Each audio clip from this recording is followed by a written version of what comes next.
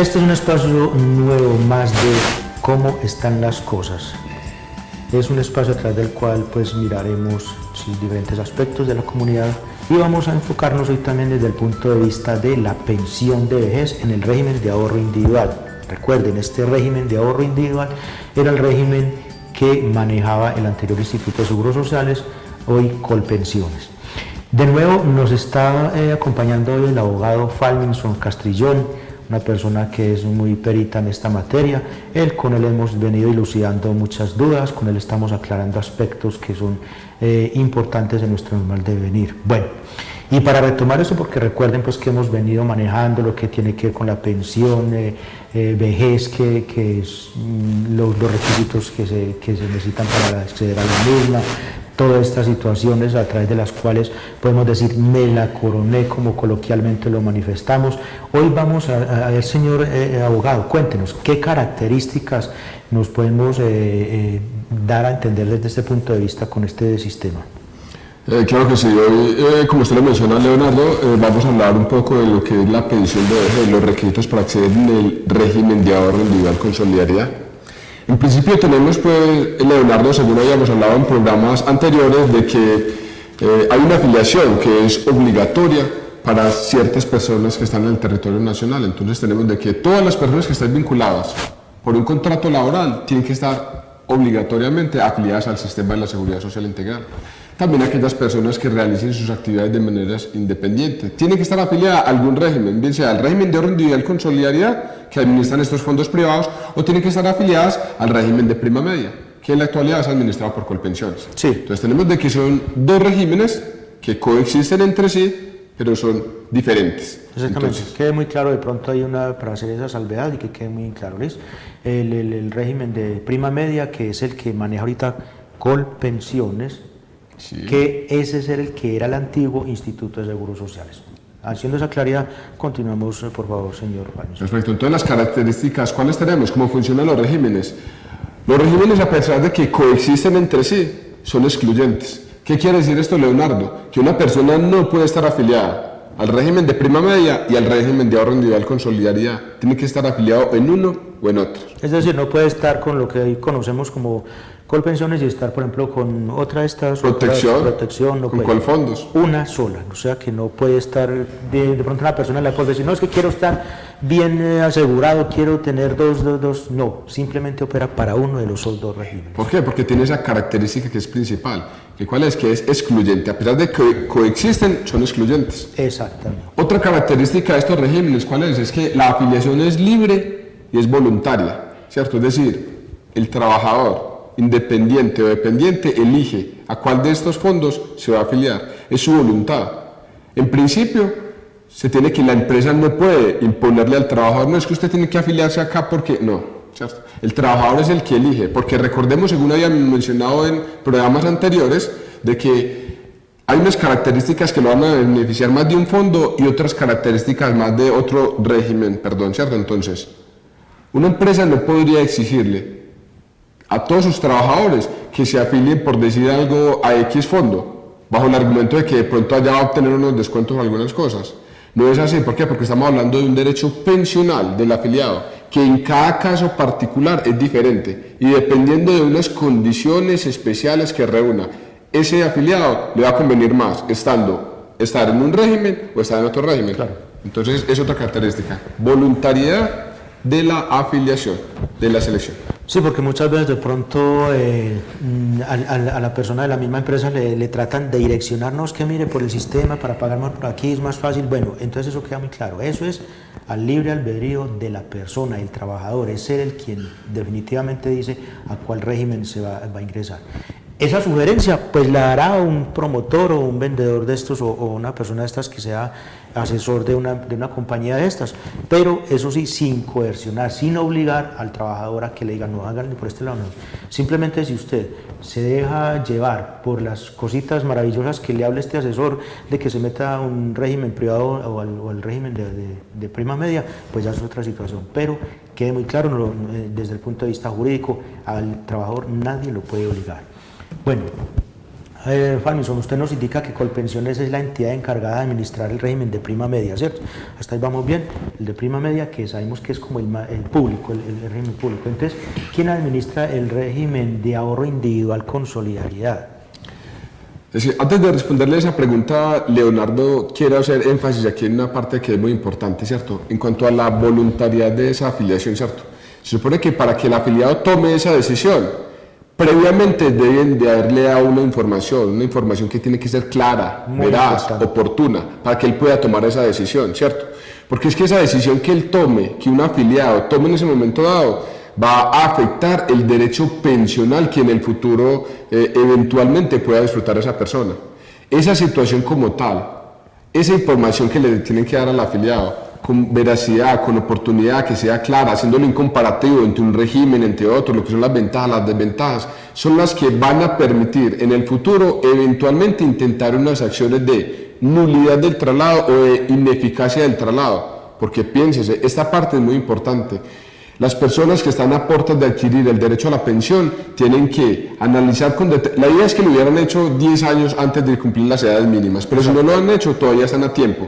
Si se evidencia de que en su momento no le dieron esa información de manera clara, veraz y oportuna, y que el no haberle brindado esa información está de alguna manera como soslayando ese derecho pensional, bien sea porque su mesada pensional va a ser muy inferior en el fondo que eligió, o bien sea, por ejemplo, porque le va a tocar cotizar muchos más años para acceder a su mesada pensional, puede intentar unas acciones que en la actualidad se están tramitando en los juzgados laborales del circuito, que es para dejar sin efectos esa afiliación inicial, es decir, una nulidad o una ineficacia de esa selección inicial que hizo el afiliado o de ese traslado que hizo el afiliado a un fondo privado. Muy bien, aquí me surge otra pregunta.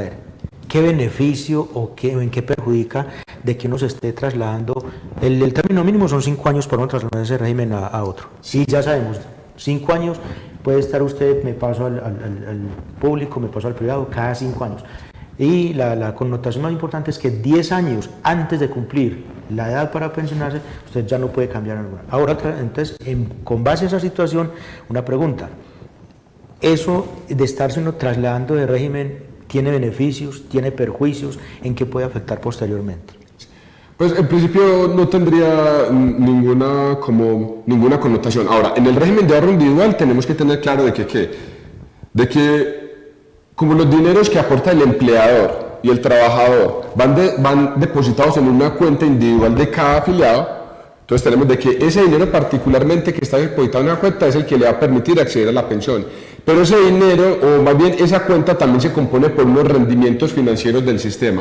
Esos rendimientos difieren entre una y otra administradora, porque son inversiones que ellos hacen en el exterior, en títulos de deuda pública, en diferentes tipos de inversiones que hacen los fondos. Entonces, unos fondos van a tener mayor rentabilidad y unos fondos van a tener menor rentabilidad. Entonces, en eso eventualmente podría de pronto beneficiarse o de pronto perjudicarse el afiliado, en la medida en que los rendimientos en un fondo van a ser más altos y en otro fondo van a ser más bajos, ¿cierto?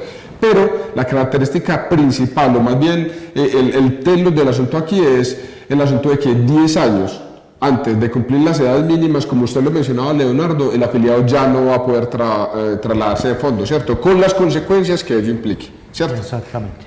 Bueno, entonces desde el punto de vista, estamos generando claridad en estos aspectos a toda la comunidad. Entonces, a ver, para retomando ya el tema, pues que de pronto mire que esto es importante, dar claridad en todos estos aspectos, pues ya retomando lo que venimos de la pensión del régimen de ahorro individual. A ver, los requisitos para adquirir el derecho a la pensión de vejez varían dependiendo de si se está afiliado al régimen de prima media o al régimen de ahorro individual. Sí, los requisitos varían, y por eso la situación como pensional de cada afiliado o la selección de ese régimen tiene que ser de manera libre y voluntaria, ¿cierto? ¿Por qué? Porque mientras en el régimen de prima media únicamente, como habíamos hablado en los programas anteriores, se requiere cumplir una edad y un mínimo de semanas cotizadas, en la actualidad son 1.300 semanas cotizadas. En los fondos privados se requiere la acumulación de un capital en la cuenta individual, ¿cierto? Entonces los requisitos son diametralmente opuestos.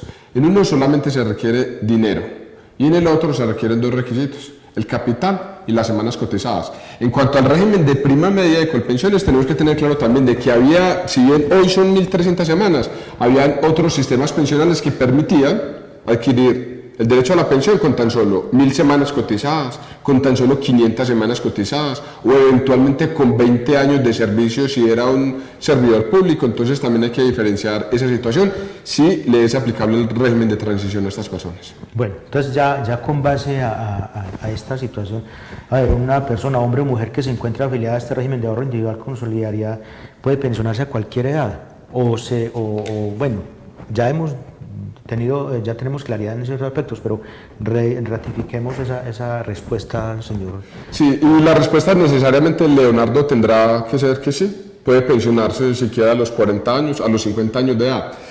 Pero hay una situación que nuestros televidentes tienen que ser muy conscientes.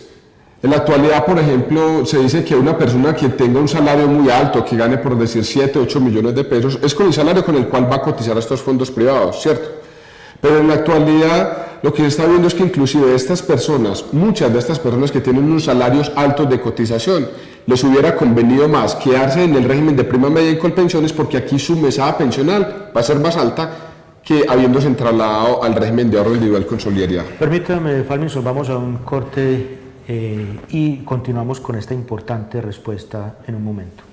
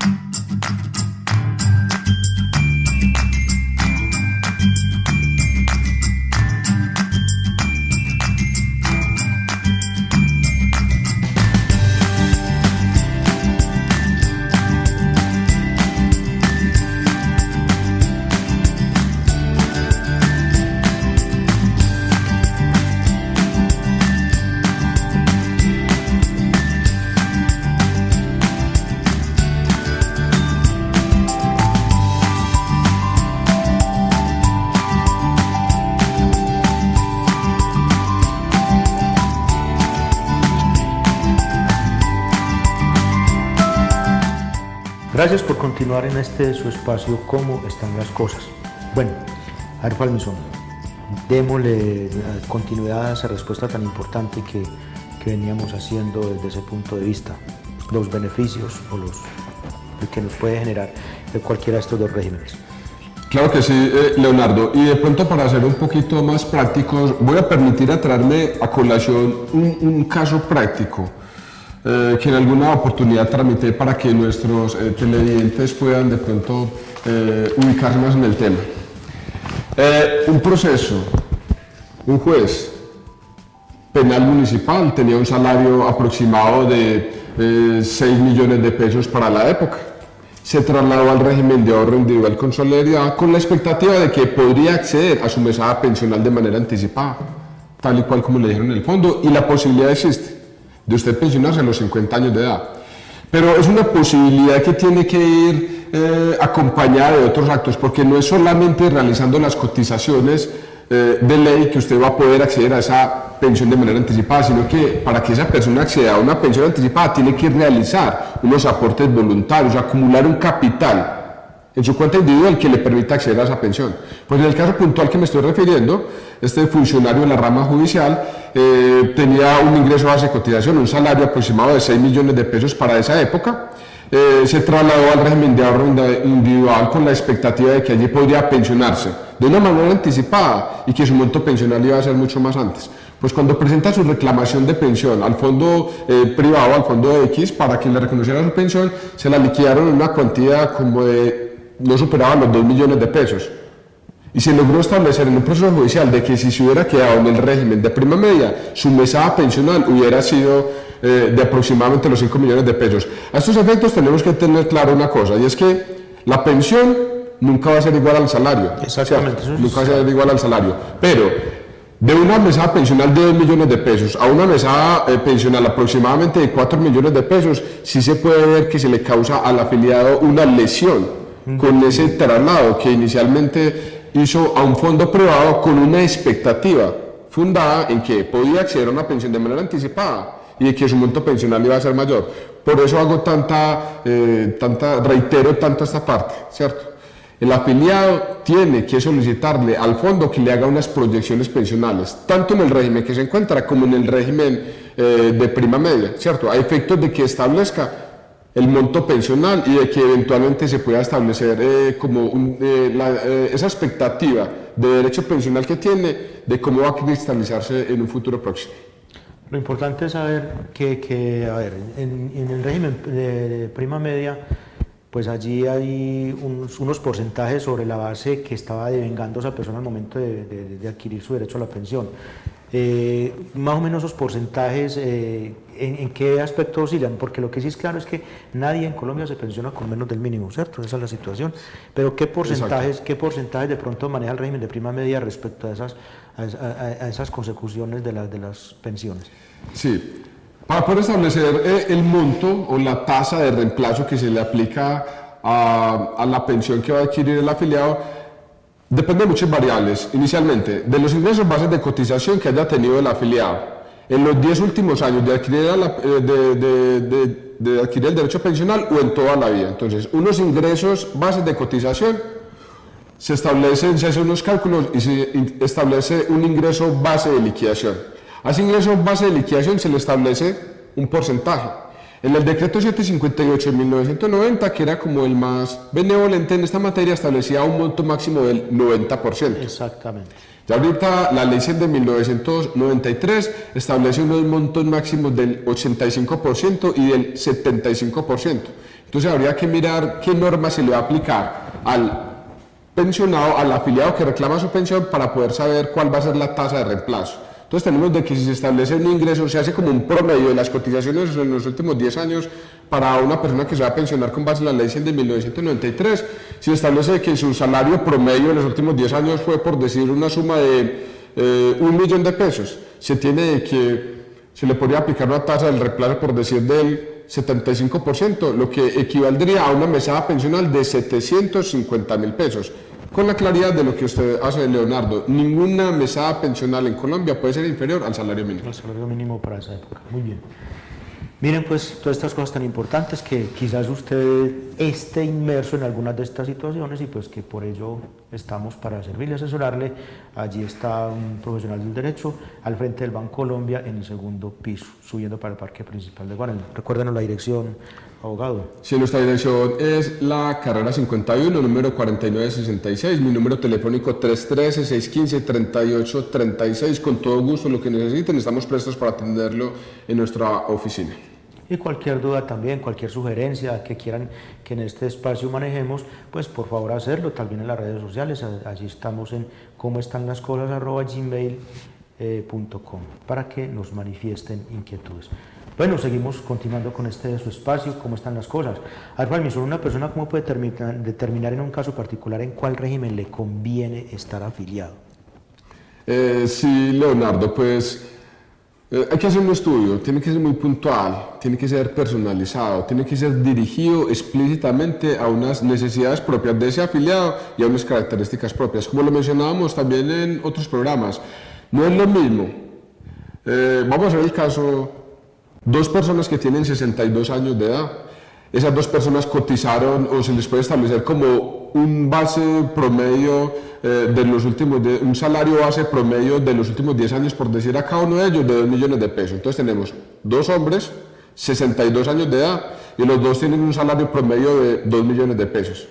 Pero ¿en qué difiere la liquidación de uno u otro, o en qué difiere qué régimen le conviene más? En que, por ejemplo, uno de ellos tiene una esposa, por decir algo, que es de 35 años de edad y tiene un hijo que apenas tiene, por decir algo, 5 años de edad. Y el otro afiliado no tiene ni esposa, no tiene ni hijos, es soltero, no tiene padres, no tiene hermanos inválidos, ¿cierto? A esta última persona le convendría más estar en el régimen de ahorro individual con solidaridad, mientras que aquella persona que tiene una cónyuge de 30 a 35 años y tiene un hijo que tiene tan solo 5 años de edad, le convendría más estar en el régimen de prima media. ¿Por qué? Porque en el régimen de ahorro individual con solidaridad, para calcular el monto de la pensión y para calcular el momento a partir del cual va a entrar a disfrutar de la pensión, se tiene en cuenta que estos beneficiarios de la pensión, la esposa de los 35 años y el hijo de 5 años, si este afiliado llega a fallecer, el fondo privado tiene que hacer unos cálculos para garantizarle a esa cónyuge y a ese hijo que tiene tan solo 5 años de edad que le va a continuar, o que los dineros que tiene ese afiliado en el fondo, en su cuenta individual, van a alcanzar para pagarle la pensión a estos beneficiarios de ley. Muy bien, miren desde el punto de vista, entonces ¿por qué? Porque ya en el régimen de prima media, allí sí no había ningún problema desde ese punto de vista, sino que esas dos personas, pues si es el hijo, pues va a tener derecho a la pensión hasta los 18 años o hasta los 25 años si está estudiando. Y la esposa pues también va a tener, la compañera, va a tener ese beneficio hasta que fallezca. Entonces miren que esas son las limitantes que generan un régimen y otro. Eso, aquí hago una precisión, ¿cierto? Tanto en el régimen de prima media como en el régimen de ahorro individual con solidaridad, los beneficiarios de ley, es decir, la cónyuge y los hijos, tendrían derecho a la pensión, ¿cierto? Tal y como usted lo dice, tienen derecho a la pensión. Lo que pasa es que la forma de calcular la pensión en uno y en otro difiere de qué, básicamente de sus beneficiarios. Muy bien. En la práctica, a ver, Falmison, ¿puede darse el caso de que una mujer que está afiliada en el régimen de ahorro individual con solidaridad y cumple la edad de 57 años y no tenga derecho a la pensión de vejez, a pesar de haber trabajado por mucho tiempo, tenga beneficio de ella?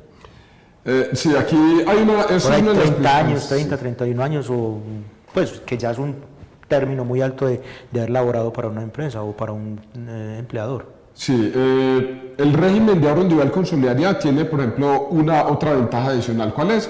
De que da la posibilidad al afiliado de acceder a una pensión mínima, a la garantía de pensión mínima. Es una pensión que subsidia también el Estado, que permite acceder a aquellos afiliados que no reúnen el capital suficiente en su cuenta individual para acceder a la pensión y ya tienen una edad de pensión, es decir, la mujer a los 67 años, los hombres a los 62 años, les permite acceder a una garantía de pensión mínima. Es decir, una pensión con el salario mínimo, ¿cierto? Sí se acredita que cumplen 1.150 semanas, que no tienen de pronto otros ingresos adicionales, es decir, que no tienen de pronto otras pensiones o que no tienen unas participaciones en sociedades que les representen ingresos adicionales, que estén en los niveles 1 y 2 del SISBEN, ¿cierto? Les permite acceder a esa garantía de pensión mínima. Pero si eventualmente tampoco puede acceder a esta garantía de pensión mínima, habría la posibilidad también de una devolución de saldos, ¿cierto?